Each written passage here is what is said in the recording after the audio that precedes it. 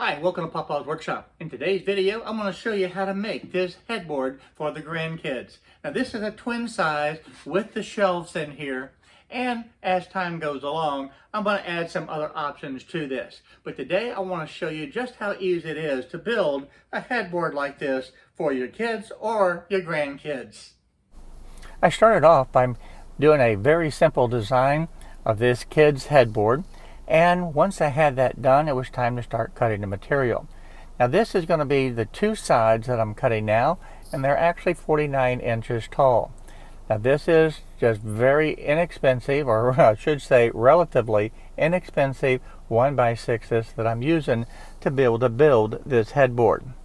So I need two pieces, of course, the left side and the right side, to be able to cut for my headboard itself. And again, this is 49 inches tall by basically 5.5 inches wide for just your standard 1x6. With the length cut to the proper length, I wanted to round off this front edge so there's no sharp edges on this headboard. And I just used a small paint can to be able to mark the radius. From there, it was off to the bandsaw and then to the sander just to make sure that everything was nice and smooth. Now this wood being what it is, nice and soft, it does build up on the disc quite a bit. So you do have to clean that sanding disc off so it doesn't get that buildup, and then go right back to the sanding operation. And you can see it gathering up the material on that disc rather rapidly. Over at the router table, I used a 1/4 inch round over a bit, and I wanted again to soften the edges on these sides. I do not want any sharp edges that the kids can get cut, scratched, or hurt on in any way. So the edges that I did, of course, is the top and the front. The back, I didn't need to do the round over, and of course, I didn't need to round over the part that's going to be resting on the floor. But I think this is an important step to be able to protect the kids. The next thing that I'm doing is cutting two blocks to be able to use as the attachment point for the bed frame itself. The bed frame is going to be metal, and I'll be connecting this headboard to the bed frame with just 1/4 inch bolts. So I need to be able to have these two blocks on the bed frame to be able to support that and hold the bed frame in position. These blocks are actually 3 inches wide and 6 inches long, and that will give plenty of support.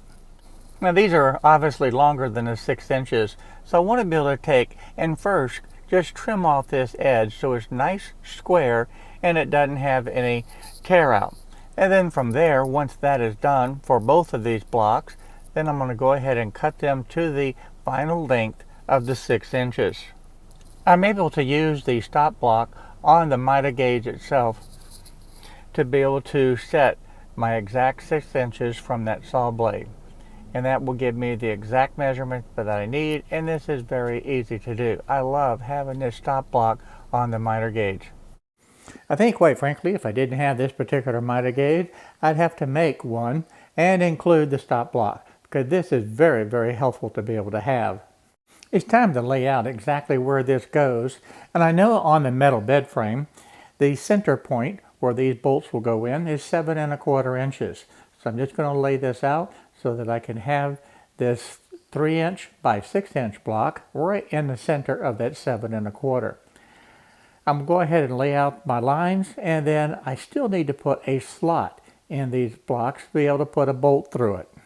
Now I need to be able to cut a slot in here to be able to attach the metal bed frame to this. And the bit that I'm going to be using is from the CNC machine. And this is a 1/4 inch down cut bit. And this will work just fine to be able to cut this slot. And we're going to cut this all the way through the material to be able to have that bolt go through and tighten it. I have the 1/4 inch bit in here, and I've marked these two lines. These will be the beginning and the end point. So I'll start right here, then I'll move it all the way down to the end where this line is, and I'll raise it up. And I'm going to take shallow passes to be able to do it. So we'll start here, slide it down to here, and then lift up and out. And we'll check each pass raise this bit a little bit at a time until we can actually cut all the way through. Now the process that I just explained is exactly what would be done on a CNC machine. Granted, I could have set up and programmed the machine to do it, but in this particular case I decided to make this headboard from beginning to end all without the CNC machine. And now you can see with that first slot made, that is perfect. That's exactly what I'm looking for. So my stop lines and how I set this up is exactly what I wanted to be able to do. So now I'm just going to raise this bit up and continue all the way through until it pops out the top like you see it right there. And then I'm just going to do this final pass to be able to clear all of this out, and I have my slot. Now this is not difficult to do. It just takes a little bit of planning to make sure that you have everything set up correctly. And you also notice that I double checked several times before I made that first cut. And that way it helps to reduce the possible errors, because I really did not want to have to go back and make a duplicate because I had made some crazy silly error. So now I have my two blocks. Now the slot on the back of the two sides were done exactly the same way as the technique that I did to drill all the way through. The only difference is I only cut down 3/8 of an inch to be able to accept the backboard. Now there's two pieces that I need out of this plywood. The first piece is the backboard that goes where the shelf is, and it's actually 39 inches by roughly 12 inches, and that's going to fit into the back on the top side. And then I'm going to need another section that will go below the shelf, and that is so that when you have the mattress and the box springs and pillows, they just won't fall behind the headboard and onto the floor. So it's important to have the plywood there to be able to provide that support and the protection on keeping those pillows from falling down behind the bed.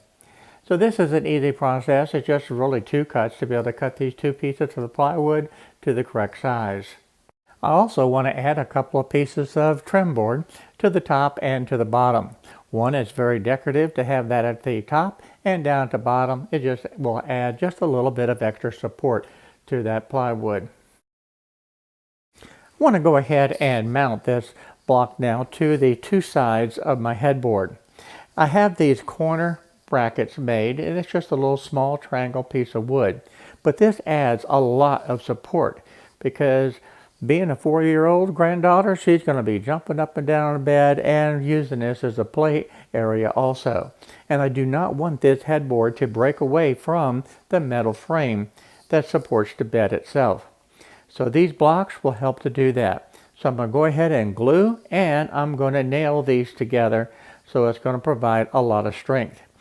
Now these little corner brackets do not interfere with the bed frame at all. There's plenty of room for this just to slide right into this area and still have room to be able to tighten the bolts. And that was very important to me also, to be able to not only have the access, but also have the strength and the support that you need to support this headboard to the metal frame. These components now are finished, and it's time to go ahead and put them onto the side of the headboard. Of course, I'm going to use glue, and plenty of glue for this, and then I'll nail them in place. Now I'm setting these back about 1/4 of an inch from this front edge. Again, that little reveal is more design characteristics than anything else, but I have a line there to mark exactly where I want it. And then from there, I'm going to clamp this in and nail it in place.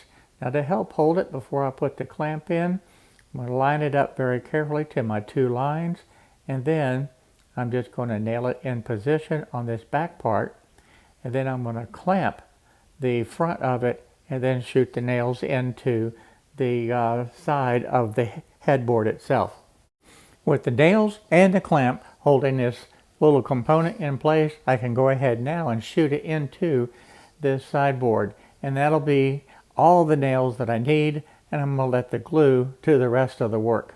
Now all I need to do now is just repeat this on the other side. Now it's time to go ahead and put the shelves in place, and to be able to do that, I'm doing the same thing. I'm using this 1/4 inch setback, and again, really just for design purpose. But this is important because remember, this is nothing more than a 1x6. So by putting this where it needs to be on the front edge, I can then go ahead and mark the back of it. Remember, I put that notch in there to be able to receive that plywood. So I'm going to need to take these two shelves over to the table saw, and after ripping them down, it was over to the pocket hole jig to put the pocket holes in this. This is going to be an easy, simple way to be able to hold everything together, and the pocket hole joinery is actually quite strong. Now, because of the width of this shelf being just under that 5.5 inches, I'm just going to go ahead and put 3 pocket holes for each of the sides for both of the shelves. And I really like this armor tool. It works extremely well, and with the vacuum attachment, you notice there's really no sawdust at all. Of course, you could do all different types of joinery, but I wanted to be able to keep it very simple and very straightforward, because this video for this headboard literally can fit into the beginner series on being able to do some entry-level type projects. And the pocket hole joinery is an excellent way to be able to do it. To be able to assemble this now, I'm using my right angle clamps that I made on the CNC in a previous video, and those right angle clamps do an outstanding job of being able to have the helping hands that you need to be able to hold everything in place. Now, I have lines on this board to be able to guide me to place this exactly where it needs to be, and then I'm just going to clamp it down so that it holds, and I'll be able to screw it in. One thing I do want to point out is I have an overhang on the workbench. So this allows me to use the clamps to be able to clamp this right to the workbench itself. That way there's no danger of it moving while I'm putting these screws in. I'm going to use the exact same method now to add this top shelf. I'm going to use the right angle clamp, get it right in line with my guidelines, and then I'm going to clamp it down so it won't move while I screw it in. And of course, I'm using glue to be able to help hold this also. While I'm adding this second shelf, if you haven't subscribed to the channel already, please, by all means, go ahead and subscribe to the channel and hit the little bell notification. It really helps out.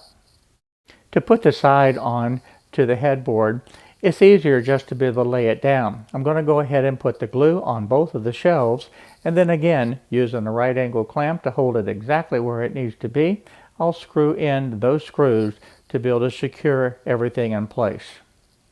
It's time to prepare the backboard to be positioned in, and when I cut out the slot, the router leaves these little radius right there at the end, and it's very easy just to be able to take a chisel and cut that out so you have a square opening. And just when I thought everything was going along so smoothly, I went to put my earmuffs on, and what happened? It broke right in half. Well, it's time to throw these away and go and buy a new pair. They have lasted a long time. I'm using the 1/2 inch plywood again to be able to cut out that backboard for the top behind the shelf and for the bottom area to be able to keep those pillows from falling behind the headboard. Well, it's time to find out if I measured correctly and see if this will just drop in. I always like to test fit everything before I glue and nail it in, and yes, it fits perfectly. So I'm going to go ahead and take this out now and put the glue on it and nail it into position. I don't need to have any screws here. I'm just using a 1-inch nail and my finish gun, and that will suffice along with the glue. I'm going to go ahead and tack in the top corner on each side, and then I'm going to double check to make sure that it's square. Now, I've already checked it for square once, but things being what they are, they do have a tendency to move. So I'm going to measure from corner to corner, make sure it's exactly square, and then I'm going to finish nailing all the way around the sides. I want this to be very strong because I know that this headboard is going to take a lot of abuse over the years to come. My granddaughter is a rough and tumble type of young lady, and she will definitely get a lot of enjoyment out of this headboard and her new bed. It's time to add the 2 pieces of the trim.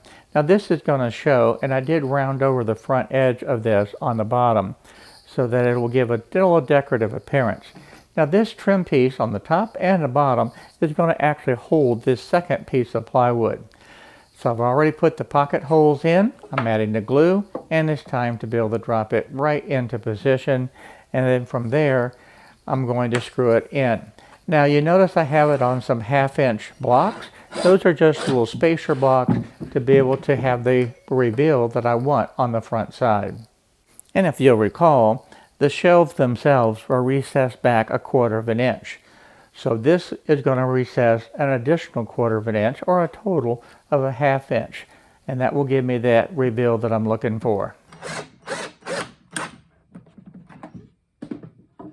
The top trim piece is in, so now it's time to go ahead and put that bottom trim piece in. And again, I'm using this 1/2-inch spacer to be able to put it in position, and I have pencil marks for the alignment, so I know exactly where it needs to be.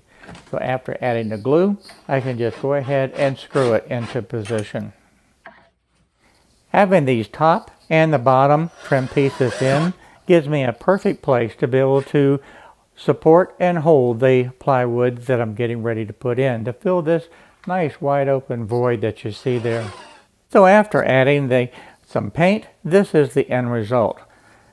This is a very simple, straightforward design that I know is going to get a lot of abuse and enjoyment over the years to come with my granddaughter. And don't forget, I'll be adding some options in the future. I want to take this opportunity to thank everybody for watching today, and I hope that you was able to learn something. And again, I'm going to add this to the beginner series because this was a very easy, simple, good entry-level type project that anybody can do. So I look forward to seeing each and every one of you in the next video that I do, whatever that may be. And if you'd like to be able to help support this channel, please go to patreon.com/Pawpaw's Workshop, and I would love to have you join the Patreon family. So for now, bye-bye.